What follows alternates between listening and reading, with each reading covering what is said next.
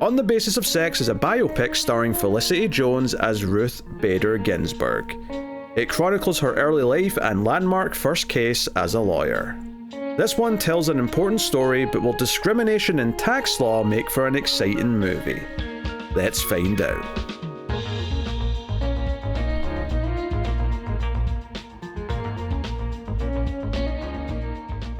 Welcome everyone to the Collector's Cut. I am Peter, and joining me as always is David. Yeah, go make yourself pretty for Daddy's party. You went with a line from The Teenage Daughter? That's the one you picked? Every single... okay, no, I can't say that line because it's already going to give away how I feel about this movie. I have thoughts, and that's why I went with The Teenage Daughter. Okay. Well, we'll get into this. Is a movie podcast, everyone. We do seasons of movies, and we're doing a little mini season here we're calling Her Story, which is 3 films that are historical dramas based on women in America that did something important in of some kind. This movie we're talking about today is On the Basis of Sex from 2018, and it tells kind of the early story of Ruth Bader Ginsburg and kind of her first kind of case and getting something overturned, or maybe overturns. It's kind of overturned, but like I don't know if that's officially the term they use, but no, it's a new precedent. It's reevaluating, yeah. So yes, and you know most people these days will just know her because she is on the Supreme Court, or was in the Supreme Court. Is she still in the Supreme Court? I don't actually know that. No, she died in 2020. Ah, okay, good to know. Like I said this last week, I'll say it again here. This is verging into an area that I know absolutely well. I know more now because I've watched the movie, but before I watched the movie, I knew nothing other than I'd heard her name and Supreme Court together in some form at some point. But that is it. That was all I knew going into this movie. So that's fair. I will add on to that obviously I'm a little bit more knowledgeable just by virtue of being in the country that it's about. I don't know a whole lot about Ginsburg. I do have very minimal knowledge regarding a few things that happened right at the very end of her life. And that led me coming into this movie already with a little bit of a formed opinion on her, but we might get to that. That's potentially coming up. Okay, interesting. Well, I mean, it makes sense you know more about the end of her life because you were around for that part. I was there, and that was the period I was very much getting into politics because it seemed like an important thing to do. Yes. So, yeah, obviously we will, I guess, start spoiler-free. And again, that's always a weird thing to say for something based on a true story. But, you know, we'll try and not tell you how it portrays certain things as much as possible and whatnot. But if you are enjoying the show on YouTube, hit the like button, helps out a bunch if you can. And of course, you can support everything over at Patreon, patreon.com/MailFuzzTV. Helps out a bunch, and I'll tell you more about that at the end of the episode. So, yeah, I mean, this obviously is a period piece, and it starts off in the 50s. We get but that's more of an extended prologue. Most of the story takes place in 1970. It seems like so that is kind of what we focus on here, and you know it tackles a lot of the themes and subjects that you would expect to find here, which is that Ruth Bader Ginsburg is, you know, one of a very, very small minority of female lawyers in this time period who is trying to get a job as a lawyer, who then advocates for change and taking cases to try and change the way people are perceiving things. But what we're seeing a lot of her day to day, especially in the first half of the movie, is just the rampant sexism of like, well, of course we don't want you working for us. You're a woman, and so on and so on. So that's what a lot of this is going to be. But also seeing the arguments that are formed, seeing kind of, you know, if what's funny is that last week we did She Said, and I think the one thing that I would compare between the two movies is that she has a daughter in this movie, and I felt like the one thing that felt similar to me was this idea of like seeing the potential of why this is important through the eyes of having kids and how it affects the next generation. Like I felt like that was a part of both movies. The similarities, other than the fact that they're both revolving around women, kind of end there. But yeah, those two things felt like they were overlapping quite a bit for me. Oh yeah, no, the way that these movies are presented are very different just on a base stylistic level, whereas last week's movie, She Said, was very much this journalistic, feeling very true to life, if even at the detriment of the movie itself and how it presents it as a story. This one is the flip side. It is, you can feel this movie has been dramatized for the purposes of the narrative. And that's not to say that's inherently a negative. It's not to say that dramatization inherently makes anything worse. It's just, you feel it. You feel it, that things are specifically done in a way that probably didn't happen in reality, but damn it if it doesn't give an emotional punch when it's supposed to happen. Yeah, there's more of an argument, I think, for this one, because we said last time, with She Said, like, should this have been a documentary? And there's kind of like moments where you well, you couldn't have that moment in a documentary, so that's why you'd have it as a film, but maybe all these other things would work better as a documentary and so on. I think in this one, because it is very much telling the story of a person, like at the core, it does work better as a movie because you can go through kind of the process, the trials and the tribulations and the personal life. And the personal life's a big part of this, is that for every time you see her debating the politics of it, debating the law of it, we also see her at home with her husband, with her kids. All that side of things is there. There's a great dramatic cut at one point about men arguing why, you know, like, if this happens, if she wins this case, it'll destroy the family life. She wants to destroy American families, and it smash cuts to her with her family cooking dinner, and everyone's like the most happy family they could possibly be. It's a very effective cut, but it kind of gets to the root of the problem. Specifically her husband cooking dinner. Like, he's in the background wearing an apron or whatnot while she's doing some law paperwork, and it's like, oh no, the terror of the future. Oh, it's so awful. It's so awful. And let's be honest, I'd be worried what Armie Hammer was making me for dinner. I was wondering how long it would take to get there. I was wondering when we'd be there. One of his very first scenes is like a joke that she's not very good at cooking, so he's kind of trying to be nice about it, and he steals some of the kids' food afterwards. And I was just sitting there going, oh god, the jokes I could make about what he wants for dinner. It's presenting itself to me. Obviously, this is in a world before we knew about Armie Hammer's personal problems. Yeah. So...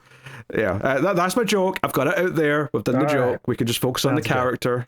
If you didn't do it first, I was going to at some point during the cast roll off just say, and so Hannibal here. I mean, Armie Hammer. Armie Hannibal. There you go. Almost rolls off the tongue. Almost works. It's close.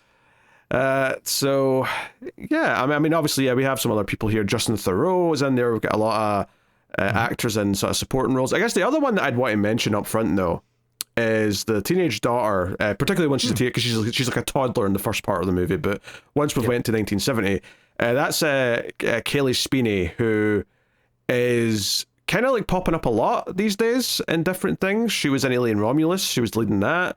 She was in the Pacific Rim sequel, which was probably around the same time as this, actually, as kind of the teenage character in that. She's going to be in the Elden Ring movie. She's starting to pop up a lot. Okay. So it's just kind of funny seeing her about 8 years ago being at that stage where she's just like, you know, you can almost parallel. Assuming McKenna Grace's career goes the same way, I feel like we're at this point for McKenna Grace right now, of like her popping up as the teenager and a lot of stuff, but we're right on that cusp of now you're the lead in a bunch of movies as the 20-something character. So, yeah. Just as soon as you can really just sell that, and it's not like, why is this child running around giving orders?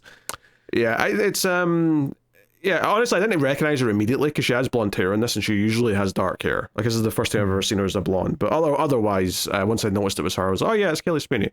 So, yeah. I mean, I guess we'll I mean, if I could just jump in on some of the cast real quick. Oh, sure. There are a few people. Kathy Bates makes a slight appearance. I will say that not even the marketing of this movie, but just like the way that I've seen posters and other things like that, it's like, I'd also starring Kathy Bates.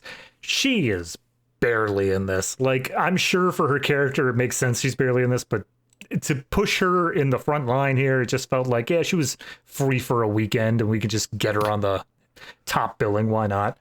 And then the other one, I don't know if this is as pertinent to you. I don't even know if you would know this, but Sam Waterston plays the antagonistic lawyer. He's one of the head guys on that side. He's the Dean of Harvard as well. Yes, exactly. Yeah. And over here, I think everyone knows him as the main lawyer dude from the main Law and Order show. He built his career off of that. That's what most people would know him for. And it was weird to see him effectively still doing the exact same thing. That's funny. I know. I mean, I know of him. I've seen him in other things in small roles. I've never seen Law and Order. The only other one that I would also point out is Stephen Root is in here also, kind of as a, I guess, villainous lawyer for the quick term. Obviously, he's a very comedic actor. I've seen him in many things being quite funny. So, yeah, he's here as well. Yeah, he's got some range. Yeah, so that's the main bit of the cast. Yeah, I guess we'll just get to feelings on the movie, and we'll go from there. David, what did you think of On the Basis of Sex? It's fine. It's a fine movie. I could not find myself getting too emotionally attached or too like wowed by the content of it the way that we did in the last one. And She Said, I think this one feels like it's just your more standard cinema fare. It feels like obviously things are a bit more, I don't even want to say formulaic, but there are so many times where like I was finishing the characters' lines. I was finishing their thoughts. I knew exactly what the next step was going to be. Yes, it threw the occasional curveball, but like without spoiling it, the last lines exchanged by our main couple in this movie are the most predictable thing I've ever seen written to cinema in the past like 2 years. Like it was straight up, oh yeah, obviously. I'm essentially just putting aside all of my thoughts on Ginsberg like as a person that I have, but I can respect the idea that it doesn't feel like they are setting her out to just be this heroic sort of always doing the right thing and never having any faults or anything like that. She doesn't feel like a Mary Sue or anything. It does acknowledge that she has her failings and that she does have specific points that she just like don't come easy to her. But that does make it that once we get to the end of the movie, it does feel like, well, this feels kind of just a little bit easy. It feels like all of this is just, all right, this is, everything is just going well in a certain way. So yeah, I don't know. For me, it just felt so movie that it felt like I wasn't even watching a biopic at a certain point. I was just watching this story that was made. And take that as a positive, take that as a negative, but I found myself being unable to connect to the deeper underlying person beneath it because of it. I mean, that sounds a bit harsh to me, but at the same time, I don't necessarily feel that passionate either. It's kind of like, I think there's moments in here that work. I think, there's a couple of speeches that are made towards the end that I'm going to assume are word for word or close to word for things that were actually said. Yeah. And they're very effective and they work in the way they do. I mean, the actual like journey to get there is like, obviously it's not quite this investigative thing that She Said had, and it's more of this kind of, how do we argue this is kind of the entire like thing. It's like, okay, everyone who even reads what Ruth is saying about this case that they're going to ultimately make a whole case out of, pretty much everyone reads it and says, oh, it's brilliant and you're absolutely right, but how do we actually argue this and convince of this? And there's like some parts of it that I was really into, like the idea that the linchpin behind the whole thing that gets everyone excited about the case, or at least gets her excited about the case, is this idea that this discrimination that they're going to be arguing about is against a man. And that's kind of almost this smoking gun of, see, discrimination is flawed, and this is going to be something that can benefit everyone to argue, and so on. It's like, okay, but how do we argue that? How are they going to argue against it? How are we going to... And there's kind of like a problem solving of like trying to like navigate through the bullshit arguments that are going to be made, that I think I was liking some of that stuff. I mean, the actual like scene to scene, like, I think the characters are fine the way they're presented in the movie, if not exceptional. Like, I think Felicity Jones, like, her accent kind of wavers a little bit here or there. Sometimes it felt like she's going full Brooklyn. Sometimes it felt like she was more generic American. I felt like I didn't hear it until 2/3 in, and then I couldn't stop hearing it. There's also maybe one or two lines occasionally where I'm like, oh, I can hear the English coming out. I can hear the real accent kind of creeping in. And it's like, oh, I mean, it's just fine. It's whatever. I guess, ultimately, the biggest problem that maybe I have with this movie is maybe just the tone and the sort of the almost like saccharine look at the good thing that happened in history tone, which is not me arguing that the thing that happened wasn't good. It absolutely was good. The problem is, though, is that right from the start of the movie, it's like this character's destined to go on and do this important good thing, and it never gives up that tone, and that's the tone that's there the whole time, and it's part of why I don't typically like biopics, because this is one of the things they often have in them. Yeah, no, that's kind of what I was trying to get at, is the idea of it takes this real person, but it makes so much of a movie out of it. It makes so much of a look how important this person is, that it almost drains the movie of the person itself. It no longer feels like this is someone who had their trials, tribulations, anything like that, and more of this is Hercules who was destined to go through these tasks, but will always succeed in the end. Like, you don't have to worry about there being a failure. Yeah, and obviously part of that's like a hindsight thing, because it is a historical piece where we kind of roughly know the outcome to some extent.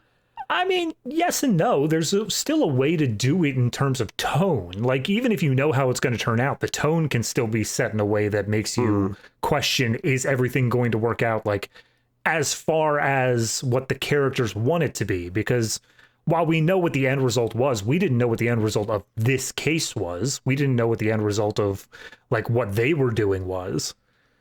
Yeah, like, I think there's good little moments where, like, just the way someone else says something, and there's just like a sort of layer of sexism in it, and you can kind of see a reaction. Those are the moments where I was like, I was enjoying that, because I thought that was a really good way to point these little things out where they're not even thinking about it, and they're not even realizing they're alienating. I mean, the first big one in the movie is she goes to start Harvard, and the opening speech, the dean's like, "What makes a Harvard man?" Well, it's this quality and that quality. It's like it never even acknowledges the fact that there's like maybe 7 women who are in the school right now. No, there's a scene almost immediately afterwards where he's having a dinner and he says, "Esteemed colleagues, ladies," and I'm like, okay. Yeah. But no, I'm going to liken the sexism in at least that first part in that 1950 section, strangely enough, to Chernobyl, where Chernobyl had this constant of comrade, and it was so frequent. It was happening so much where everyone was calling each other comrades, that as an audience member, you kind of start to think, are they playing it up? Is this like over the top of how much there actually was comrades? But then you hear that the people who were behind it, the showrunners, they did their research and they're like, no, this is how it was. This is how, like, often they use the word. That's how I feel about the sexism in this, where it's like, it feels over the top, but I'm sure this is like actually how bad it was. Oh, no, I don't doubt for a second. I never even entered my thoughts that this was played up, honestly. If anything, this might even be toned down for how bad sexism actually was. I'm sure there was a bunch of like slurs and stuff just being thrown around casually all the time. Yeah. If anything, this was the more movie nice version of because this movie like never wants to like it never goes to the darker side of sexism. I will say it kind of keeps it like kind of in the more like, I don't know, the say for TV, we're going to discuss like the topics, but we're not going to necessarily and the closest it really gets is 1 or 2 minor like lines of dialogue, and it's very, very, and they're actually good little moments actually when they come up, but they're very, very slight in the grand scheme of things, and they serve another purpose rather than to shine a light on the darker side of what sexism actually is. So it's it's frustrating, honestly, like, because I think this in a lot of ways does flow better as a movie than She Said did last week. I think it does feel it's more structured like a movie. In fact, as I was thinking about it as we were building up to the climax, where I'm like, oh, this is a sports movie, just as the court's the sports arena instead, because effectively it's all about preparing for the big game. Things are going to look rough right up until that last like inning or last quarter, and then the hero's going to turn things around. At the end, you even get the put me in, coach. You get that moment where it's like, I can do it. I can make the shot. Yes, I will hit the shuffle puck, and I will win the game for the Mighty Ducks. Like, that's... Yep. So the structure is there. It has that kind of type of mentality. Obviously, it's talking about a lot more important things. And if anything, the most interesting parts of the movie are the scenes where people in a good-natured way kind of challenge it. There's like I want to get into we'll get to it in spoilers, but there's a scene where they do like a mock sort of practice trial with like friends who like can pretend to be the judges, and it's a really interesting sequence of like the arguments that are going to maybe come up and how you can even navigate around them, because unlike the real thing later on, they're explaining afterwards, like, this is why what you just said is a problem. This is why this isn't going to work. There's a more of an analysis of the problems of even just, and this is not even the laws themselves. This is an analysis of the problems of trying to even approach the lawmakers to do something about them, and why there's all these pitfalls and so on and so on. Yeah. They make a clear delineation of this movie of the difference between knowledge of the law and like culture / politics, and how even if Ruth is 100% right on her knowledge of the law and how it should be, she still has to play the game of the culture and the politics and trying to get people to see things through that lens, because otherwise it doesn't matter what the law says, it matters how the courts construe it. Yeah. Which is obviously, I think objectively bullshit. Right? I'll just say it. The system is completely flawed, and let's just get that out of the way. But that's the game that's being played, so we have to play that game, and that's the way it is. One thing I really liked about this movie, just from a difference from other movies of the same ilk, is the Ginsbergs, Felicity Jones and Armie Hammer. They have a great relationship that is supportive both ways the whole time. Like, at no point in here is Armie Hammer coming down and saying, like, Ruth, don't you understand what you're doing to my career? Don't you understand, like, how embarrassing it is to go down to the bowling alley? Like, no, he is 100% on her side, and she is 100% willing to back him on anything as well. And I appreciate that in these movies, because reading through the trivia, apparently that was one thing that the backers were like, can we make him more antagonistic? Can we get him more against Ruth? And I'm like, no, that's the best part, that you have someone in your corner. I mean, it's honestly the most feel-good part of the movie, I suppose, is that like their relationship does seem to be pretty strengthy. And even though there's a couple of moments where there's a bit of a disagreement, it always comes from like a good place, or it's never like he's getting selfish and he's like looking down on her like desires. It's trying to help her through. Yeah. If anything, she actually gets a bit more what's the phrase? She gets a little bit more kind of like she's ready to give up, and he's the one who's there to try and like provoke her into like, hey, no, you believed in this, you're good enough to do this, you should do this, blah blah. So like that's one of the nicer elements of the story, and if that is like based on the truth, that's a really encouraging like example, because that's the thing, like for drama, more often than not they'll do the spouse, and they do it in every genre. It doesn't matter what it is. Like one of my least favorite tropes in horror movies where there's a supernatural thing of any kind is that the wife sees it, the man doesn't, and when the wife brings it up, you're being hysterical, women, do you need to go to therapy? Like that's obviously an extreme example, but it's such a common thing to do, is to try and create drama by having the married couple not trust each other and kind of pit the audience on like the one character side, because the other one's not believing them. It's actually kind of refreshing almost to just have two characters who actually seem to be working together and want to actually get to a result. If anything, more conflict comes between her and her daughter, which we'll save mostly for spoilers, but there's more interesting debates to come out of that, I think. Yeah. And I do like, you brought her up already, and I really do like Kaylee Spinney in this role. I think that her coming in, because we open with her being a toddler, her coming in basically halfway into the movie, I was hesitant, but she played her character well. The arc was very clear. I appreciate what they did with her character. Yeah. So, no, there's stuff in there. I think it's maybe it's just that Hollywood sheen of like everything's kind of this perfect idealized version of like this inspirational story, as opposed to, I guess I prefer a lot of these themes when there's like a story kind of on top of it, and then a lot of this stuff gets to come out. Not even, and I don't want to say through subtextness, because that's a bit more disguised, but more just that something else unleashes all these other elements. Whereas this is very much just, no, this is what the movie is, like on the surface level as well. It is like, we're going to talk exactly about these things, about wanting to change these laws because they're unfair, because of discrimination on the basis of sex. We're going to just say those things and talk about them. And obviously they should, because it's based on a true story. They would have been talking about those. But for my taste, I prefer when those things come out because the situation is there first, and then it bubbles to the surface and you get something that feels like it erupts because it was there and you get to have like kind of the more, I guess that's more of a story, or that's more of a plot in addition to the story, whereas this movie is just story, right? Yeah. No, I get what you're saying. And I think, just to go back to how you started that, the big thing for me is the Hollywood sheen. It is that thing where it is piano music comes in. Oh my God, they loved it. Look, the score was fine, but by God, was it jaunty. Do you know what's so funny about this is directed by Mimi Leader, who also directed Deep Impact, and one of the main complaints we had about Deep Impact was the lifetime piano music coming in to make everything sound saccharine and like inspirational. Yep.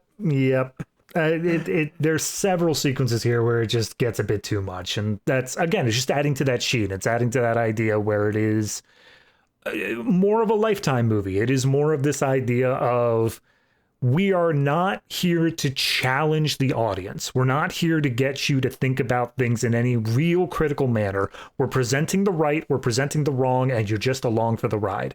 And that's fine. I'm not that opposed to it, but I don't think that when you have a real person as complicated as this, you're doing them any favors by removing the complexity. If at a certain point it feels like it's just hero worship, then it gets a little bit like, well, what were we actually here for then? Yeah, and sometimes, you know, like we're recording this as Michael is coming out, and that is effectively a hero worship movie of someone accused of lots of very bad things that are conveniently just been swept under the rug because we want to worship. We're going to cut the movie the moment he buys that ranch, and anything that happens afterwards is nobody's problem. I mean, you say that, but did you know it's a two-parter? I did not. Is the second movie called Jackson? Yeah, maybe it is. I don't know. Maybe they'll call the second movie Jackson. Now, I'm not comparing Ruth Bader Ginsburg to Michael Jackson here, to be clear, but that's just at the extreme end of like, that's someone who's been accused of that, and they're getting the hero worship movie. Well, you know, I'll take this opportunity to say my own little brief thing on Ruth Bader Ginsburg, which is my one of the only real things I know about her is that later in her career, prior to Obama leaving office, she was already getting up there in age. She was on her, you know, not deathbed, but she was getting to the point where it's like having health problems more constantly and stuff like that. And the Obama administration approached and basically said, hey, you should probably retire soon while we're in the middle of a Democrat president. So that way, as a Chief Justice, you can be replaced by a Democrat president, like a more liberal candidate. And she basically said no. She basically said, no, I don't want to do that. I'm going to keep writing this out. I'm not going to retire yet. And then she ended up dying somewhere towards the end of Trump's term, and then got replaced under Trump, who then put in someone very, very right-leaning, which almost directly led to all of the issues that we're seeing nowadays when it comes to like Supreme Court rulings and stuff like that. So I think, to bring that back to the movie does a good job of kind of getting that stern stubbornness of like, I've made up my mind, I'm going to do this, and like nothing is going to stop me. But it in the movie presents it only as this solid good, this thing that is only going to result in good results, where in real life, that complexity, the stuff that makes it a more definable character, is present. And I would have liked to see at least a little bit of that. Yeah, it's... Yeah, I mean, obviously, the movie focuses entirely on her first win, right? The thing that led her on her path, right? And yeah, you get the text at the end and, you know, whatnot, but that's typical, you know, true story movie stuff. Oh, yeah. If anything, it's surprisingly limited. It's down to, like, her and her husband, and like none of the tertiary characters or secondary characters get much of anything. Oh no, the kids get them. I was surprised the son got one, because the son's just a toddler in the main part of the movie, and it was like, I can't even remember what he did. He does classical music, I think, was what they said. Oh, okay. At the end, yeah, he was the composer for the movie. I actually will say the writer for the movie is apparently her nephew. So okay. That it was very much of like actual true experiences and knowing the person as he grew up. I know, you know, and obviously, and not just because you get a shot of her at the end, but she was still alive when the movie was made and came out. So, like, she would have been there to like I'm not saying she fact checked the entire script, but she was there to be asked, like, hey, how did this thing happen, and give her account of it. So I mean, obviously this is an important part of US legal history, and it's something that is kind of a knock-on effect that led to other things, and they do an okay job of explaining why it's important in the movie, of explaining how it was kind of this smoking gun to get around some of the prejudice of the time, to try and argue on a base that the law would accept as, oh yeah, maybe these things are wrong, even if most people look at it and say, of course they're wrong, why wouldn't you just accept that? No, you have to argue it in this way. But at the end of the day, from a movie perspective, it is also still about an appeal at the 10th Circuit, court. So inherently, there's some limitations, perhaps, of how exciting to make that in the grand scheme of things. There is a scene where it's not exactly in the background, but it's almost presented as such, where you hear Armie Hammer basically trying to convince people at a party why tax law is interesting. And now, having seen the whole movie, I'm like, that was for us, wasn't it? You were trying to convince us as people, like, oh, when we start talking about Section 214, trust me, it's actually something pretty interesting. Don't flip away. Yeah, inherently, you say tax law to me and I start falling asleep. That's just the truth of it, right? Yeah. I mean, I literally, as we record this, I literally did my taxes within the past week. And, like, all I was doing was just clicking, like, no. Like, it's the most boring thing to have to click through, but... It's necessary, I guess. Oh yeah, I mean, I have to. I mean, most people in the UK don't have to do it. I do it because I'm self-employed, and it's like, do you own any land? No. Do you have any money on this type of offshore account? No. Do you? You say it's just a bunch of no's because you're just. Obviously, some of these things will apply to some people, obviously, and it'll be relevant to their taxes. But like, it's mostly just 10 pages of things I'm saying no to. Is what I'm doing. Yep. So, yeah. There was one other thing, and now that we talked about tax law, it's completely slipped my mind, and I cannot for the life of me remember what I was going to bring up. I'm sure it'll come to me. Yeah. I did like kind of them bringing up some of the weird random laws, like, a woman's not allowed to fly a cargo plane. Like, and I'm like, that's so specific. Like, so a jet is fine, but a cargo plane, that's off limits. Like, yeah. That's stuff that might actually carry important things. What are we talking about? No, I do think that is one thing that I appreciate about the movie. And I don't think it's really spoilery to say that after the time jump, there is a culture change. There is this idea of people have moved forward. We're in the 70s now. There's a lot more of like freedom and protest. Only just. We're just only just. But it is present. And I like how there are scenes that specifically show Ruth coming out of her previous mindset and being thrust into this new world where, like, even there are things where she thinks she's forward thinking, and then someone in the 70s is like, nah, you're still stuck. You're still in the past. Like, here's how, like, modern day we do it. Yeah. And it's not even like she's even that old by that point. She's still like in her 30s. Yeah, I think pretty young, then. Definitely. Yeah. So like, even her, she's like, her daughter's a big example of like, her daughter's got different ways of thinking that are just a little bit more radical, a little bit more, and they don't seem that radical by our standards. I'm not thinking, your daughter's like a wild card or anything, but but to Ruth, it's like, oh no, we have to do things this way, and it's that's part of that generational realization and divide is maybe one of the better elements of the movie. Yeah, she came from this generation where it was like, look, you're going to be able to make change if you follow the proper channels, but more importantly, you like stay quiet. You don't become the squeaky wheel. You just like push through the system. And then all of the people in the next generation is like, screw the system, tear it down, man. Let's burn it. Yeah. So that's arguably, I think, the more interesting part of the movie in some ways is because and I think that's more interesting in a way because it's like a learning process for Ruth, whereas a lot of the stuff there's no change on in her character. She thinks this early on, and she still thinks that by the end of the movie, and she's right to think those things. It's not like she shouldn't, but inherently it's not as interesting as the stuff that she's challenged on, and like it advances and evolves because of the things that she's challenged on and seeing things differently. So. Yeah, I mean, I guess we'll say spoilers then, just so we don't have to hold anything back now, and we'll go into into everything. So spoilers from this point on for On the Basis of Sex, and we'll get into it. So, I mean, do we just go through roughly?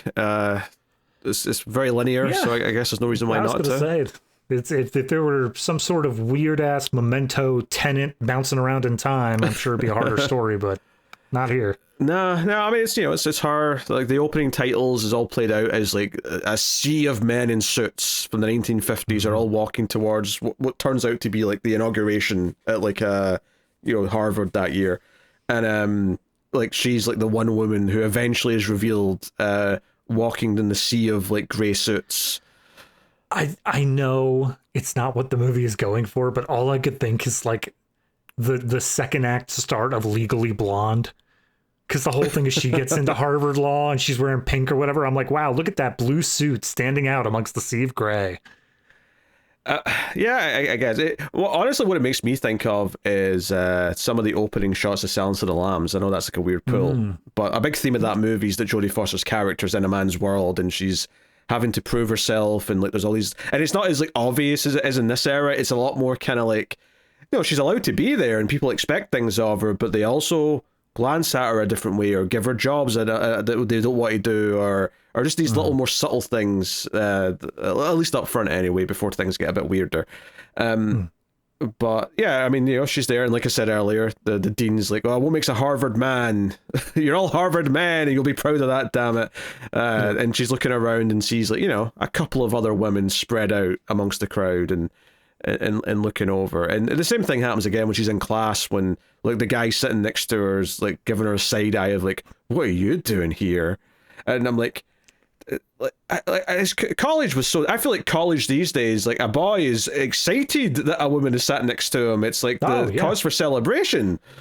Well, that's the complete breakdown of society that has happened ever since we changed these rules up. How is a boy supposed to concentrate? No, I in between all this, there's that dinner scene where the dean, he only recently instituted this rule of allowing women to be there, and so he invites all the women who got in and was just like, so why did you want to go to Harvard? Why did you want to become a lawyer? Specific line he says there is, so why we'll go around the table and you can explain why you deserved this spot instead of a man. Like he specifically says why you deserved this that could have went to a man, and then the poor women have to stand up and give like a reason. And the first one stands up and she's just like, well, my dad used to give me legal briefs to draw on the back of, and then one day I got interested in writing on the front of them, and soon I'm going to join his firm. And he's like, that's a good reason. And the second girl stands up and she's like, well, my mom said I had to get married and I didn't want to do that. And then I looked at like nurse or teacher. And I didn't want to do any of that. And so here I am. And he's like, that's a shitty reason. Yeah. And then it gets to Ruth and she fumbles and kind of... She makes a sarcastic comment of just like, well, I'm just here because my husband's in the course and I want to be able to better understand what he's doing.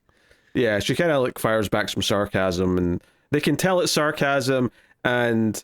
I think the audience are behind her in this moment where it's like, give it to her. Because the whole thing is like, oh, we want to pat ourselves in the back for letting women in, but you're going to have to like be twice, 3 times as good as the men are to justify why you're here, why we're letting you grace our halls. That's the attitude. It feels like they were let in specifically because some law at some point recently was overturned saying actually women can be lawyers, and they want to be like, well, all right, fine, whatever, but as long as the system at whole is still keeping them down, like who cares? We're still not going to let them get a credit card or whatever. Yeah, that's a detail that comes up later, is that women have to take out cards in their... Honestly, the surprise for me there was credit cards are a thing in the 50s. All right, I'll take your word for it. I feel like they said it in the 70s section. In which case, it was then. It wasn't the 50s? No, because she was still looking for a job. It was before, it was when the kid was still a toddler. Oh, that's right. Because she gives up and says, okay, I'll be a professor, and then we time jump, and then she's been a professor for a decade or whatever. Look, if there's a way that people are going to make, if companies are going to make money, it's going to show up somehow. I'm more surprised they didn't allow women to do it on their own just for the sake of profit. That's probably what eventually convinced them, is like, hey, we can make money from more people. And they're still deeply sexist. They're just like, those women with their feeble minds spending more money than they have. Mwahaha. That's probably almost exactly what the conversation was, I bet. Yeah, probably. My faith in humanity is that low. But, we see her not, like, she gets passed over for answering a question in class and then eventually corrects the person who did answer it. And that's kind of like a moment. And, it kind of paints this as arguably one of her faults as well later on, is that she has to prove herself always. She has to, like, point out that she's smarter than everyone else in the room, even when it's not necessarily called for. Now, I'm not saying it wasn't called for here. The fact that the teacher kept ignoring her maybe did call for the occasion of, okay, you know what, I'm going to prove that I know my shit. But I mean, from the way the movie is presented, yes, because it's obvious, like, he sees her, he is registering her, and then he picks someone else anyway. But, like, this is the first question on the first day of school. He's not brushing over you just by definition at that point. It's like, you can wait a day or two to find out whether or not he actually likes or dislikes you. Yeah. But the way the movie presents it, though, we see that he's looking at her and, like, ignoring her. Yeah.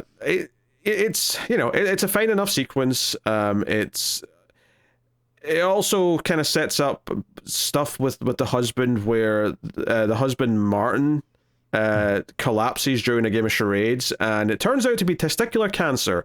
And the doctor comes in and explains to them that, we've got some new treatments, like, we caught it early, so that's a good chance.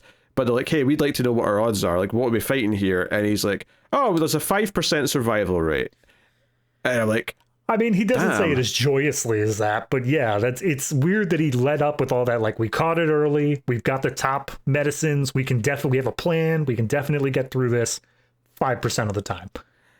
I think this is, because I assume this is true. I assume the husband had testicular cancer and survived it. So there is kind of like a niceness there of just being like, oh yeah, like, there is people who are in that 5% who actually do beat it. And as we find out from the text at the end, he didn't die till 2010. So even if the cancer did eventually come back, he got a lot of decades before it finally caught up to him. So, there's happy notes there, if nothing else. No, and it does do a good job of also doubling down on this idea of Ruth's determination, because her husband is undergoing treatment, she is essentially going to twice the classes in order to fill him in on what he's missing. And so she's managing to juggle all that while also doing some home life stuff as well. Yeah, because they've got a kid this entire time. So, yeah, it shows that, and you're like, oh, how's this going to go? And then obviously when it cuts to 1959, was our first little time jump, it's like, okay, he's actually out of college now, he's graduated, he's getting a job.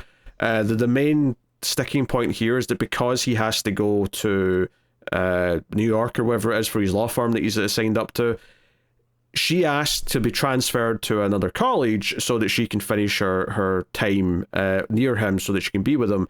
And the dean just will not have it. He says it'll devalue a Harvard law degree. And she's like, my husband might relapse and I want to be there in case he does. Like, this is why I want to go.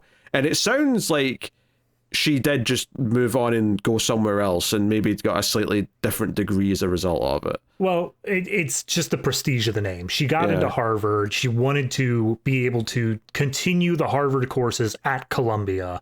And she pointed to a bunch of guys who were able to do that with other colleges. And he was like, it's not the same. I'm not going to let you take it because you're not finishing it here at Harvard. So she ended up graduating, same degree type and everything, but it just says Columbia instead of Harvard.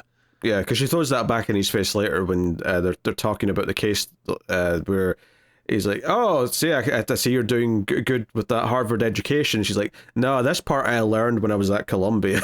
She kind of throws that back in his face. Yeah. So, yeah, but, he's got a job, she's transferred, and she goes looking for a job, and we see one particular job interview. Now, it turns out she's already been turned down by like 12 different law firms. We find that out later in the scene. She goes in and the guy's like, you have all of this crazy awesome stuff on your resume. What are you doing at our crappy little firm? And she's like, no, this is like the best firm because you do all this stuff. And he's like, no, for real though, how many other people have you been to? She's like, 12. Yeah, and she starts listing the reasons, and they're all because she's a woman, but it was all different. It was like, oh, you can't be here because we already have one woman. Why would we want two? Oh, you can't be here because you'll have another baby soon. There's no point in you working. Yeah, so women are too emotional. Women are too ball busters. Women are XYZ. Yeah. She was told that she was both too emotional, and then someone else told her that since you went to this school, you must be a ball buster, so you're probably too cold. It's like, so what is it? Too emotional or too cold and emotionless? Well, pick one. And then as she's saying this is the guy seems understanding, and then he just turns around just like, a lot of the guys' wives get a little jealous, so we can't really have a woman around the office. So it just becomes another issue. But notably, he's kind of staring at her a little bit first, and she notices he's staring at her, and it almost kind of feels like, it sounds like your wife may get jealous because you have a problem. Is what it sounds like. I mean, whatever the reason is, regardless, it comes back on her, and so the sequence basically ends with her defeated, and she goes back home and reveals to her husband that she took a position as a law professor rather than an actual lawyer. Yeah, and he can tell she's upset by this, but ultimately she clearly wants to throw in the towel, so he tries to be supportive, and that's kind of where it decides to jump to the main part of the story. Again, he's been supported throughout. She's been supportive during the cancer stuff. I really like the sequence, though, to see that pivot moment where he's telling her, like, don't give up. You can find somewhere. You don't just go into teaching. You deserve to be practicing law. And when it's clear that, like, she's just too upset and, like, has given up, he pivots and is like, no, you're going to be a great professor. And here's all the cool things that you can do as a professor that you couldn't do as a lawyer. And, like, tries to pipe it up as well. Yeah, and that leads to a scene where she goes with him to, like, his law firm's party, right? And it's like, the bosses are talking about how great he is and blah blah blah, and they say, oh yeah, Ruth, you married a smart one. Here, he's a gem or whatever. And this is the scene where he's talking about how interesting tax law is. He's talking about Sweden and all their weird laws and blah blah blah. And when they're outside and they get into like a bit of a heated debate, because she's kind of upset that, like, all these little comments from the boss, like, he's just kind of like taking on the chin, and he's like, what am I supposed to do? Like, challenge him to a duel, so on. And he brings up her new job. He's like, hey, you're going to get to, like, train the next, like, generation to fight this fight.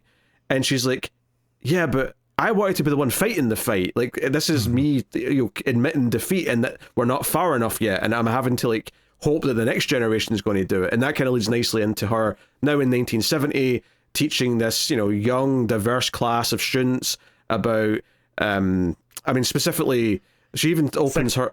It's sex discrimination under the law. But she even opens it with saying, some of my colleagues will tell you sex discrimination is not a thing, and I may as well be talking to you about dragons and fairies. And they all give a chuckle. But on her way to work, you see protesters protesting, I think, the Vietnam War and things like that. And it's like, okay, times are very different here, and we're into this era where everyone wants to fight for what they think is right. So I do appreciate in the class that, it's a bunch of women, but there's also some men scattered about, and then you have the one token guy who just doesn't get it. And so as she's saying, like, oh yeah, here's like this XYZ stuff like that for discrimination, and the guy basically chimes in with like, well, isn't that a good thing? Isn't it good that, like, women can stay at home with their kids and, like, care for the family? And everyone else is like, shut up, man. Yeah, it was nice seeing him get dogpiled on a little bit by everyone else in the room.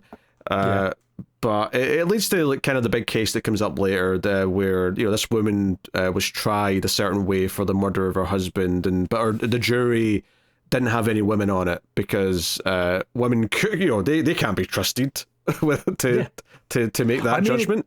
Yeah, that's what causes the guy to chime in. He's like, well, yeah, a woman being on the jury, she'd be away from her family for God knows how long. It's like, and the guys are. What's the problem here? And he like tries to fumble out an answer for it.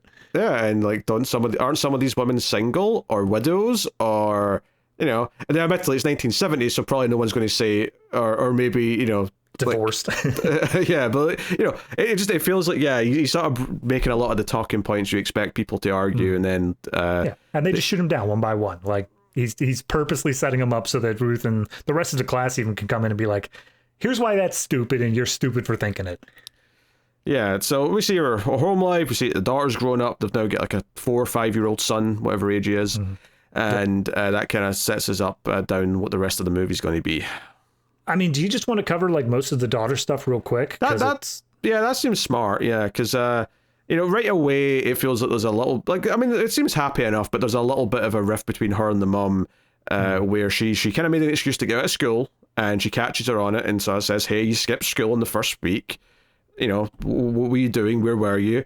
And it turns out she went to hear someone speak. She wasn't at some like nefarious like party or doing something wrong. She was there to go listen to, it was like Steinem or something. It was a feminist speaker. It was a radical feminist speaker. And so they kind of debate on this a little bit. And she even says, "Hey, you're not changing anything. You sit in a class. That's a support group. People actually are going out and changing things." Yeah, well, I love the line of Ruth, or no, it was the daughter who was like, "I'm 16. You don't have to babysit me and tell me what to do." And she's like, "That's exactly what I have to do. You are 16. Like, I know you think you have it figured out, but you don't." But then, she fires back with like, "At least I'm out there making change. You're just sitting around talking. Like, that's a support group. That's not actually a revolution as you would have hoped it to be." Yeah, they also fight over a little bit of the plot of To Kill a Mockingbird based on what the lawyer character does. The daughter's in support of the lawyer, Ruth not so much. And again, I like the idea that they're saying here where Ruth points out like what Atticus Fitch did is not good lawyering. It's good person, which is what the daughter points out, but it's not good lawyering. To which she's like, "I'd rather be a good person than a good lawyer. Like, who cares about the law if it's just going to result in bad things?" And Ruth was like, "What do you mean, who cares? The law is highly important. It's very important here."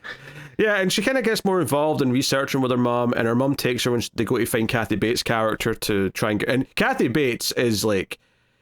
she almost is like what Ruth is to her daughter, Kathy Bates is to her, where she's like, I'm too like disgruntled and this is why it didn't work, and we're like, things change, like we won the vote, we went out and protested, and that's why she kind of looks favorably to the younger generation now that are going out and protesting, because that did affect change. But after women won the right to vote, we took that as a victory, and then we started saying please, and we started saying thank you, and we did this, we did that. And it's almost like the prod that she needs. And it's right after that where maybe my favourite scene with the daughter happens. And I'm surprised it's my favourite scene, because when it started, I thought I wasn't going to like it, which is... it feels very on the nose to start, but then it just zeroes in. Well, because I thought it was going to go down a certain way, and it didn't, which is like Ruth and her daughter are walking away from Kathy Bates' building, and they're trying to get a cab, and some workmen... Stereotype 101, some workers start heckling them and catcalling and whistling and saying, "Hey ladies, we'll keep you warm," and let's just ignore the fact that one of them's like 15, 16 and the creepiness of that. But but like Ruth said, "Oh, you just have to ignore them." And the daughter, after the second catcall or whatever, turns around and chews them out and says, "Hey, you assholes. Like, you don't get to talk to us like that. Kiss your mothers with those mouths." And when she turns around, the point of the scene ends up being is that Ruth is like kind of wowed by her daughter. Like, she would never have thought of turning around and talking to them like that and sticking up for herself in quite that same way. As much as obviously she has spearheaded a lot of change and she wants to change things, she has never really thought about just saying "F you" and fighting in the way that her daughter just did, and realizing that her daughter, it does represent this new generation, that maybe she's got a few things to learn from her, which is a nice idea. So I did end up quite liking that scene by the time it wrapped up. Already by that point in the movie, and significantly earlier on, they established this idea that like the law should not be changed to the whims of like the day-to-day politics, but it does need to reflect the wider culture. And that's kind of what the whole basis of the movie is built upon, is like, we're not trying to get all of these discriminatory laws off the books in terms of like straight up repealing them. We're just trying to get people to view them through the lens of women are no longer stay at home and men are no longer definitively the breadwinners. Like, there is this larger social change, and to have the daughter be the end point, like the point where it's like total equality and being fighting for that, right, shows where Ruth is kind of on that sliding scale a little bit more towards the internalized method of it. Yeah, I mean, it all feeds into this idea that she makes in her speech at the end, which is the country's already changed, and laws will never stop the country from changing, but the laws have to catch up with the way that the country's changed. And like, these changes have already happened, and you're sticking your heads in the sand, and you're saying that these things, these old laws are still relevant, yada yada. So this shows that better than just about any other plot line in the movie does. Yeah, no, absolutely.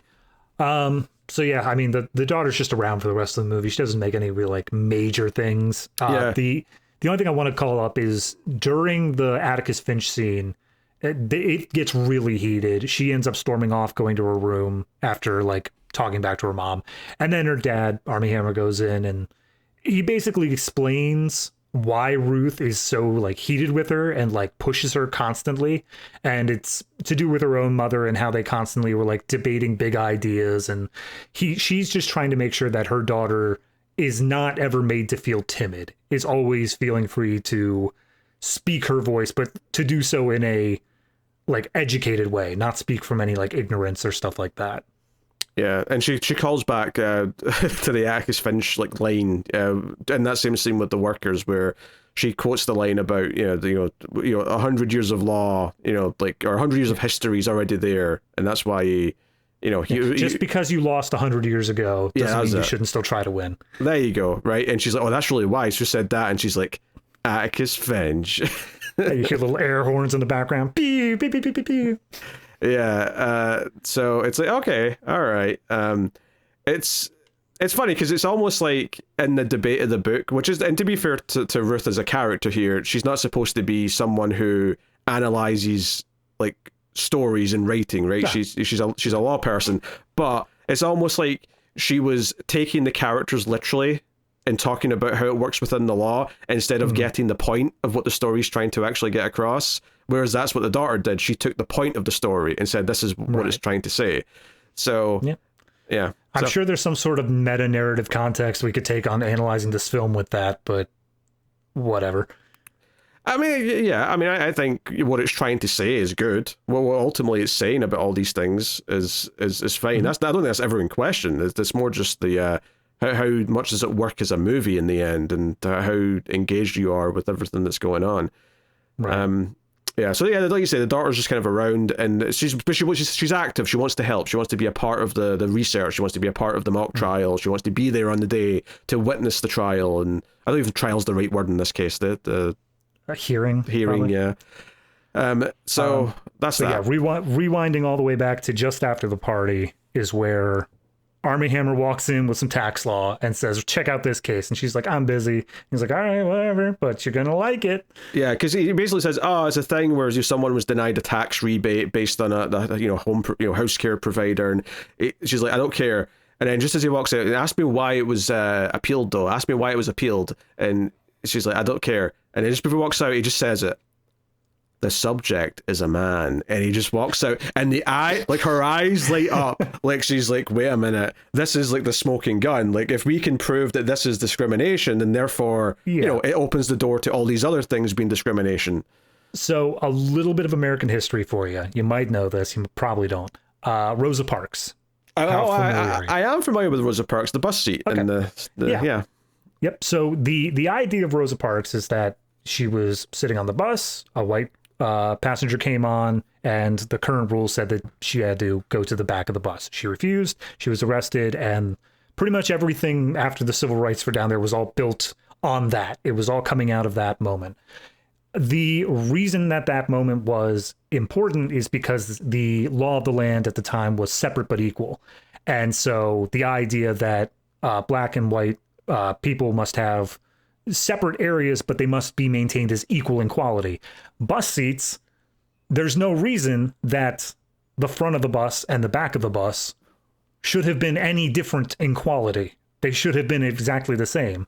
So they specifically set up this case of Rosa being there on that seat and then being pushed to the back. They basically cherry-picked that as, this is the perfect way to show that separate but equal is not actually true.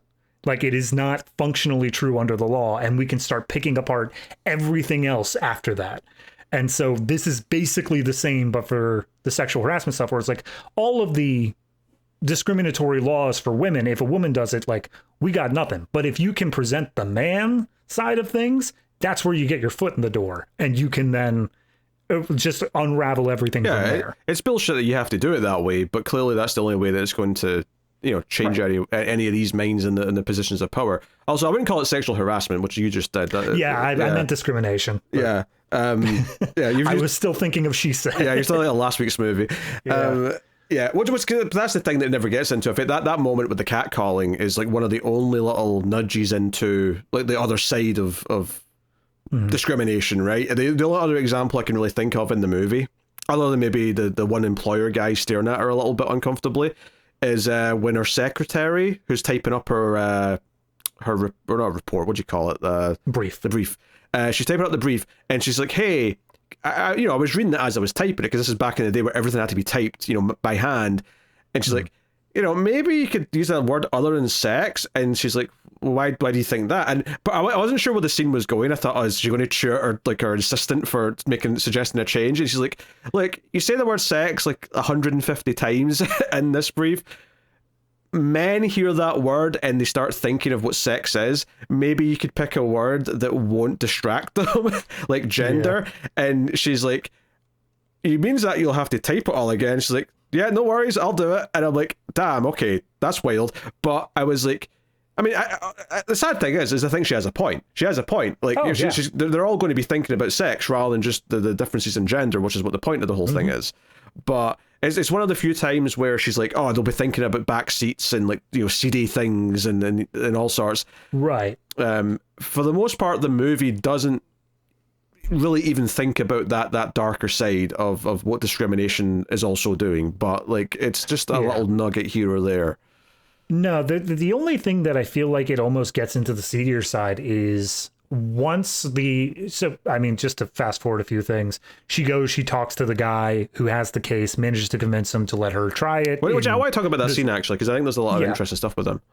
We can go back to it, but after she convinces him, I basically comes to the antagonistic lawyer guys, and later on in the movie, as they're setting up their ideas of how do we want to argue this, doing whatever, as they're breaking down this idea of what would be given up, like what the snowball effect would be from making the genders all equal under the law, is this idea of like, oh, well, women make less and they wages would then suffer because of it, and divorce rates would skyrocket and all this other stuff.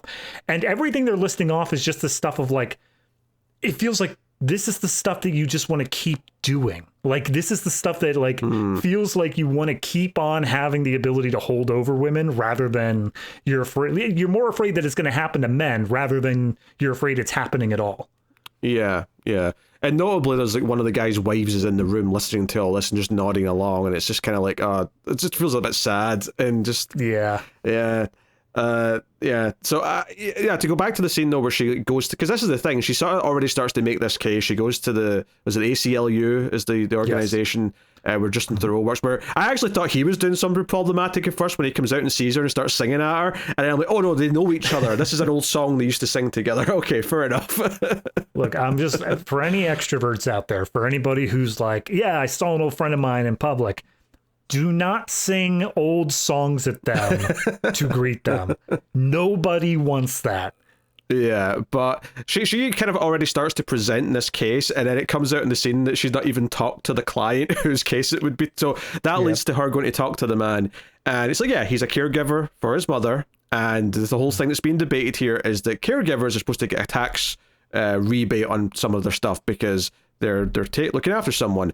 But it doesn't apply to men, especially men who aren't divorced, I think it was. Yeah, he would get it if he were divorced or widowed. But because he was unmarried, he doesn't fall. Because like from one of the lines later on, it's like, when the lawmakers made that law, when they put it in the tax code, they would be shocked to imagine that a bachelor was at home taking care of his mother instead of going out, getting married, and having a wife do it. Yeah.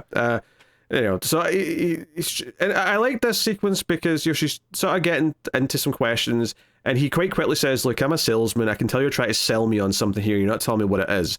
So it's implied that she, explains the case is that, hey, this is kind of like a discrimination case, and this could actually be the starting domino that could lead to a lot of other people being helped because we proved that this is discrimination and it could help others. And I think it's actually quite endearing that this guy, once he understands what she's potentially going to do with it, is kind of like, yeah, okay, yeah. Sure. And later on, when they try to give him a settlement case for like $1 to like just make him go away, and she's like ethically has to like make him the offer, he does just say, hey, Debbie, you're my lawyer. What do you actually think? He asks for her opinion, and then it cuts away. But the assumption is that she's honest and says, no, I still think there's something worth fighting for here. And it never feels like she's tricked him. It never feels like she has done something for the gain, even though what she's trying to do is a good thing ultimately. It never feels like she's not honest with him or tries to explain to him that what's at stake and why she's fighting so hard. Well, I mean, that's, as a good lawyer, that is her duty as a lawyer, to present all the options and say, here's what we could do, here's what's probably in your best interest to get this resolved. I will say the dollar thing was just a slap in the face, because the whole thing was like, he just wasn't allowed to claim something on his taxes, which is to say that, like, he was still trying to do the right thing. To say, here's $1 for what would have been like a $300 tax rebate is just insulting. But I will say that sequence of them on the phone and her trying to explain the stuff, I like the scene. I like what it does for the character, but I will say it's one of those times that happens throughout this movie where it's so predictable as to how it's going to go. Sure. Like, exactly that it's going to be, she's presenting the options, he's going to say, that's what they think, but what do you think? And then we cut to the scene where she rejects the deal. Like, I see it coming down the road. That doesn't make it inherently bad, but it happens a lot in this movie. Yeah, I mean, I don't know. I don't know where I'd want the extra conflict to come from, though, because I like that the husband's not an area of conflict by and large. I like that this guy is a decent human being and doesn't have to get forced into it or tricked into it. He's like happy to let his case be used in this manner. He sees what it's being used for. So I don't know if you... I think it all just needs to come from the self. I think it all needs to come from internal struggles that Ruth is dealing with. Well, I don't think having an extra antagonist helps the situation. Well, not an extra antagonist. I don't think that's what I'm trying to say. But it feels like there is something that just feels a bit too straightforward. And I don't know if that's like maybe making the other side, the lawyers, be a little bit more a part of the story, where you see them plotting how they're going to stop all this or something. But that would arguably be too comical. It'd be too like movie villain twirling the mustaches kind of thing.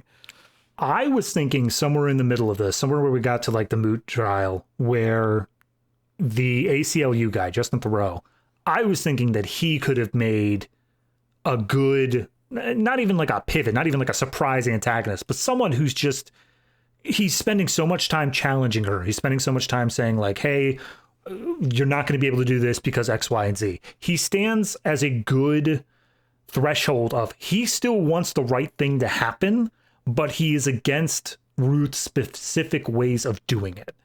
And I think that could have been explored a little bit more. I think it could have done a little bit more with that, instead of just making him the guy who says, you can't do this, Ruth. And she just goes, watch me. Like, just a little more push and pull there. I mean, during the mock trial they do, I think he's used very well to challenge the argument she's going to make. And we can see the pitfalls that might happen later on. The thing is, though, is that because this is all based on a bunch of real people, I have to assume there's certain lines that they're not willing to cross with certain characters because, I would agree. However, in IMDb trivia, so take it with a grain of salt. Okay. the guy who was the ACLU lawyer basically did know her from camp. He was approached that first time about taking the case, and then none of the other stuff happened. The moot trial, none of that stuff. Okay. All of it was made up. So if they're already willing to elaborate that heavily on his character, I feel like they could just keep going with it. I mean, that's fair. If he's basically a fictional character by that point, then maybe they could have done something where he's... But at the same time, though, you never want him to turn into a villain who's just trying to stop it from happening. Like, he thinks the right thing is for the deal to happen, and he explains the reason for it. He basically thinks... that if we have this 10th Circuit hearing and we lose, it'll hurt this other case, which is a bigger thing that's actually going to the Supreme Court. So he thinks that it would be safer to just take the deal on this one, so they've got a chance with the other one. Now, obviously, what actually happens is that like she does win this hearing, and that it strengthens the argument for the other one, but he never believed that she could win. And that's kind of where the drama comes from, is can she actually come through and do it? Yeah, no, it's this. I appreciate that he lays out in very simplistic terms towards the end, like, if you do this and you lose, we will lose the other case, because it's an immediate precedent. It's not something where, oh, the times are different and we can change. It's, here's something that happened last week and we can point to that. So I appreciate that he lays it down and says you will set the women's movement back 10 years if you lose this. If not, then yeah, it'd be great. But like, I don't like your odds as much as I like the odds of the other one. Again, he wants this to happen. He just doesn't want it to happen Ruth's way, which going into this understanding of Ruth Bader Ginsburg, of her as a person, I like the fact that she is just so stubborn in she wants to be the one that does it. It's not a matter that it gets done. She wants to be the one that does it, because that, I think, is the only real flaw of her character here, is that it can't be someone else. It has to be her. Yeah. And they kind of play with that a little bit in the thing, because they ultimately say that when they do the mock trial, she's struggling to answer the questions that they're throwing at her. And eventually her husband, Marty, gets up, who's sort of sitting by the side, and says, hey, try not to, challenge them directly on this. You'll try and circumvent a little bit. Like that question about should women be firefighters, say, oh, I don't know if women should be firefighters, but that's because we're not talking about a firefighter. We're talking about a caregiver. Like, try and redirect when they say things Stick like that. to the facts of the case. And immediately, like, Justin Theroux leans forward and says, he should be the one doing the talking. He should be the one actually making the case. And, Marty's like, no, this is hers. I'm not taking it. But in this little moment, it's showing that he is way more charismatic and experienced of thinking on his feet to get around the questions they're asking. And the compromise ends up being he'll do half of it, and then she'll come in and do the other half. So he'll do the tax half, because that's what he is. He's a tax lawyer. And then she'll come in and talk about the discrimination side of it and the wider ramifications. And when that plays out in the hearing, and he does his thing, for one thing, the three judges don't want to let him go. They keep asking him questions when he's trying to, like, hand off to her. But when she does go up for the first time and doesn't do that well, kind of struggles, doesn't really have good answers, it's not going great, and she's like, okay, I'm going to save the rest of my time for a rebuttal, and there's like maybe 4 or 5 minutes left. She sits down, and it feels like she does say quietly, you're taking the rest. I've flubbed this. I can't do this. And it's only because of the argument that I'll just call him the villain lawyer for the shorthand. But when the villain lawyer makes his case, and one of the phrases he uses, radical social change, is, he says that in his speech about... He says it with if it were modern day, it would be a Twitter post with clapping emojis between each one. Like, it's radical social change. This is woke, he basically says, and that lights a fire in her eyes, where when her husband almost stands up to do the rebuttal, she grabs his arm and gives him the look, and he's like, all right, you got it, go for it. And she goes up and makes the speech that wins the whole thing. And it's it's a speech about, yes, society's already changed, America's already changed, and the laws have not caught up to them, and we have to deal with that. And this is about protecting the right for the country to change, and brings up some examples. 20 years ago, I couldn't even stand here and do this. It was illegal. 50 years ago, no one here could do that. 100 years ago, no one could even do this. Like, and just brings these big examples into it. And it's a good speech, and I suspect this is largely based on the real speech she made, if not word for word. I have to assume. I couldn't find anything on it, so I don't know. Yeah, but I mean, surely if anything's going to be taken verbatim, it would be this speech, you would think. Yeah, I will say the one thing that I did come across in the trivia was that, again, for the sake of building up tension, for the sake of building up this narrative where she comes back, she's firing on all cylinders. Yeah. In the first section, she flubs it. She messes up stuff. She speaks over whatever. No, she was very competent. She walked up. She knew what she was doing. She knew what she was talking about. That doesn't surprise me, actually, because that almost feels like it's making her look worse, so that it'll feel like a big comeback when she comes back on. I've got a really weird comparison for this, actually. Is there was a movie a few years ago. God, what was the name? There was the movie where Florence Pugh played the wrestler Paige. I'm not sure. Oh, Fighting with My Family. That's what the movie was called. Okay. And the weird thing about that is that because she was from an era where I had seen some of this stuff, and I actually did see some of the product at the time, when they recreated some of her moments, they did this kind of thing where, oh, she gets the microphone in her hand and she's standing in front of a crowd and she's hesitating, and I'm like, no, I remember that night. She was just as confident as she was the next week. It feels like they added this thing so that there was like a little click in the middle of it where she starts becoming good. And I'm like, right. Yeah, that's not a thing that really happened. And that's a case where I actually witnessed the thing that they were recreating. So you telling me that this whole first half where she does terribly so that she can come back and like do a stormer in the back half makes complete sense to me.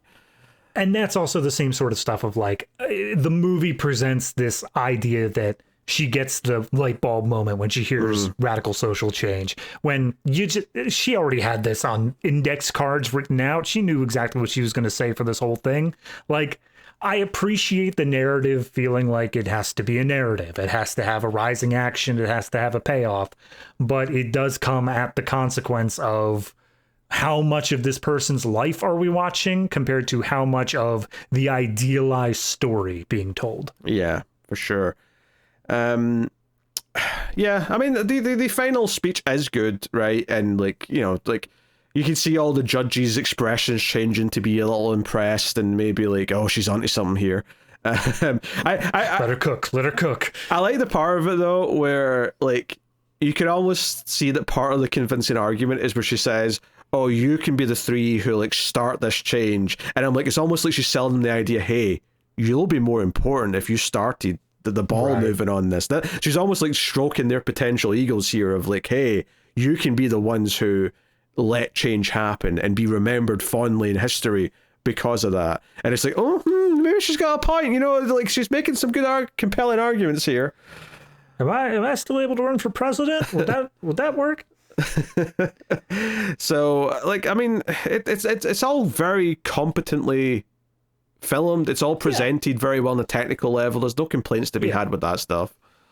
No, it literally just comes down to me for that Hollywood sheen and in hand with the predictability. Like the idea of, we all know that this is going to end with a surprise upset. Like, we're not going to have the moment where like all of a sudden something goes horribly, horribly wrong. Even the moment where you already mentioned where the ACLU lawyer basically brings her in and says, hey, we want you to settle this case so that the other one has a better chance and all that stuff. The moment that it says, we want you to settle the case, you know she's not going to settle the case. Like, there's nothing in this that has presented the option that there would ever be a chance of settling this case. And I think that's capitalized by the final moment where they're out on the steps. People are giving their congratulations. People are walking away. And finally, it's down to Armie Hammer and Ruth. And he goes, you did it. And before the line's even out of his mouth, I say, we did it.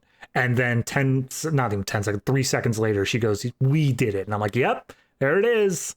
The only answer to that line. Yeah, I think you're being maybe a little bit cynical with like, oh, she's never going to take the deal, right? She's never going to settle. You're right, she's never going to settle, but I think that's... Like, I think you can take almost any movie script and say that about several plot elements if you want to. The reason why it's a problem is not because that element's predictable. The reason, because normally what happens is yeah, okay, X character is never going to do this thing, or is definitely going to do this thing. That comes up over and over again. But the journey to them making the decision that you know they're going to make and why they feel strongly about it is what's compelling about it. That's what makes it interesting, not the lack of predictability. Like, predictability is kind of a fickle term to use when you're talking about movie scripts, because ultimately most of them are very predictable if you actually stop and think about them for more than a minute. No, absolutely. Yeah. And I said that up top. Like, I don't want this to be being formulaic, this being predictable, to be viewed as an inherent negative, because it's not. The formulas are there for a reason.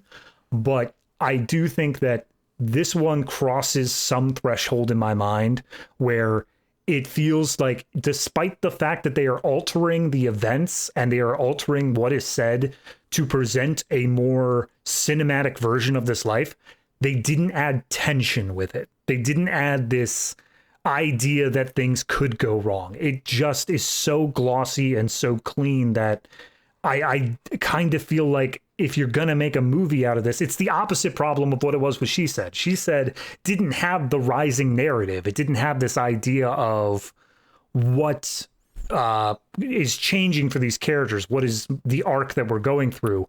This one, it makes the arc. It creates it whole cloth, but it doesn't have this idea of tension and fear that these things might not work out for these characters in the long run. Yeah, I mean, ultimately, it just doesn't make you feel that. I'm saying it's difficult to assess this because these things are inevitable, especially since it's based on a true story. So it's the script's job and the director's job to make us feel the tension of it, despite the fact that we already know the outcome. But the simple thing is, though, most stories are predictable, so most of the time we kind of know the outcome anyway, even if we don't technically know the outcome. And some people might say that, that little area of like disbelief where, maybe this is a movie where the bad guys win. Like, yeah, technically that's there, but that only makes up for a little bit of the tension. Most of the tension is how you actually get the characters to believe in themselves or solving the problem. Like, how do they get to that point? And I'm not saying this movie does that. I'm just saying that the critique here is about how it's handled as opposed to like the fact that it is predictable is all I'm saying. Yeah, no, I agree. Yeah. Also, you can't trust IMDb trivia because I clicked on it just for a laugh, and I'm going to read you one that has 85 thumbs up. Ruth Bader Ginsburg was delighted with the final film, including the sex scene. Did I black out? Was there a sex scene? I'm pretty sure that's a joke. It was the I can't remember where in the movie it happened, but it was right after the dinner sequence where she comes home, she's complaining to Armie Hammer, and then you get that shot where she's like up to his navel. Oh, and then okay. They strip down, start making out on the bed. Call that because it cuts away before you see it. I mean, well, I'm sorry. When was the last time in any sort of biopic that you remember seeing just on-screen graphic sex? I mean, that's fair, but I just say they don't have sex scenes. They have, fair enough. They have a romantic scene that's clearly going to lead to sex. I think that's fair to say. Maybe that's the fault of the trivia writer. Maybe she initially said in whatever interview, like, I really like the part where I got to make out with Armie Hammer. That's how she phrased it, was it? Okay. Yep. Pardon me. I don't know. It's a very decent movie. It's in that kind of that sort of thing where, like, it's very easy to have on. It's not going to ruffle your feathers. You might learn a thing or two about the topic that it's discussing. In particular, the idea that this one case kind of led to a lot of other laws being looked at differently, and so on. But it does have that Hollywoodization and dramatization of events that kind of might feel a little bit disingenuous at points. Which, Sorry, I was just reminded as you said that there was a bit where just after she's asked to settle, I think she's ranting at home to Armie Hammer, and she says, I even had this idea that we would go through and we would systematically pick at all these discriminatory laws, and I would work with the ACLU, and like we would do all that. And then in the ending bit of the Where They Are Now, it specifically says she founded this ACLU women's rights group that did exactly that thing she said. And I'm like, yeah, you just happen to have a conversation with your husband that night about this thing that eventually ended up happening. Yeah. Just, and the funny thing is, I bet if we could like list 10 of those things, I bet at least one of them's probably weirdly true, and it just sounds like a movie thing. But it's that goes back to the comrade thing, the idea of like, it sounds so outlandish, but like, yeah, that's just how it was. Yeah. I mean, I don't even know what to add at this point. It's a very reasonably well done movie that feels a little bit Lifetime-esque at times with the music, with the kind of the positive vibes that it's wanting to elude at almost any given point. Where I'm not saying it should be a dark thriller or anything, but maybe actually see the pressure of the sexism getting to her maybe a little bit more, kind of thing. But yeah, that's what I'm saying. I just wanted a little bit more internal conflict with her. There are moments where she's shown that she's not this freedom fighter, that the next generation has already taken steps, and then she has to come to terms with that and do all this stuff. I just wanted more of that. I think that was some of the more interesting stuff outside of the family dynamics, because that also was very well done, and I think they did handle that well. I think the family dynamics are the most interesting part, honestly, because it's like seeing how she clashes with her daughter is one of the more interesting elements. And it's not that her daughter's rebelling and believes in different things than her. She actually believes in a lot of the same things, but she just has a very, very different generational viewpoint as to how to achieve them. And yeah, absolutely. And it's just that it's this clash of between the generations of how to handle it. Like, they all believe in the same stuff, but she's just like, mom is not doing enough, and also she's a know-it-all. She's got an answer for everything, and it's infuriating. Yep. All right, David, what are you rating On the Basis of Sex out of 10? Boy. I really didn't know where I was going even coming into this review. Like, I had a vague area, but I think I was really just looking to talk it out and see how much it was really bothering me compared to how much I just felt the little pangs of disappointment of what could have been. I think it's more towards the latter. I think I was just kind of disappointed that this wasn't a more fleshed out biopic that like examines all aspects of the character and was more of just this easygoing, glossy, let's just say how cool Ruth Bader Ginsburg was for a little bit and leave it at that. And that movie has its place. I don't think it was poorly made. It's just not really what I was looking for out of it. So I'm going to settle on this one at a 7. I think it's good. It's a fine movie. It's just not anything above that. I do think for a movie's sake, it was right to just set it on one particular like thing, though. Like, you know, I think the worst thing a biopic does is it tries to cover a whole life, and it's just time jump after time jump. And I'm so glad that I was worried at the start because it did a couple of time jumps, and I was like, oh god, are we going to be doing this all movie? And no, after it got to 1970, no, this is the everything else was prelude. This is what the story is, and it's like, okay, that's the better choice. Yeah, it's a movie that I find very hard to be super excited about. It's like, obviously it's about something that was important, and it tries to maybe show some of the intricacies of that and try and maybe explain to a younger generation why it's important, and that's fine.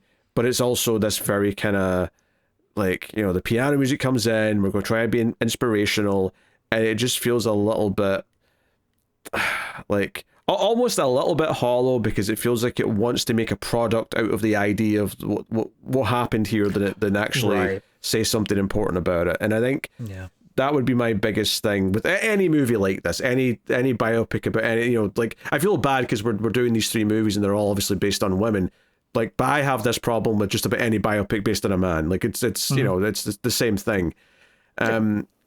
So, and the only time it isn't the same thing is when it's like, no, it was like a troubled person, so obviously we're going to do the troubled stuff. But for anything where people want to like the person, no, we're going to just, you know, piano up and go see Michael in theaters soon. No, they don't want that. That's like, honestly, that movie feels like propaganda to a point. That's like complete propaganda for someone, which is weird because he's dead. We don't need to give him propaganda, but we are. Yeah, but there's honestly, I don't know if it's an adaptation directly, but there is the Broadway show of Michael, which has been running. I think it started after he died, but it has been running for a while now, and this is probably just hyping off the success of that. Anyway, I think my rating, like, a 7 is me saying it's good, and while I don't think this movie's bad, it feels just almost a little too enthusiastic for how I actually feel.